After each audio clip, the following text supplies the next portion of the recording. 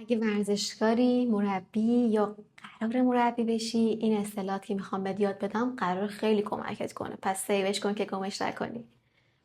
خب، اصطلاحاتی که امروز میخوام بهت یاد بدم در مورد حرکاتی هستش که در صفحه فرونتال بدن انجام میشه. اگه صفحات بدن رو نمیدونی، پستای قبلی منو ببین، کامل توضیح دادم.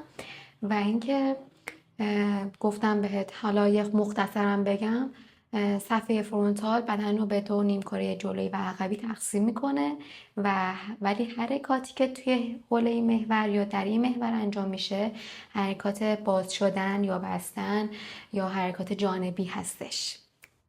خب، دو تا حرکت اول، ابداکشن دور شدن، اداکشن نزدیک شدن. خب، دو تا حرکت بعد، elevation بالا بردن، depression پایین آوردن.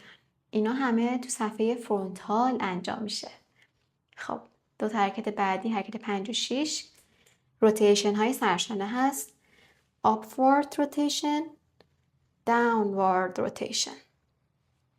و حرکت های جانبی، lateral flexion to the right یا lateral flexion to the left.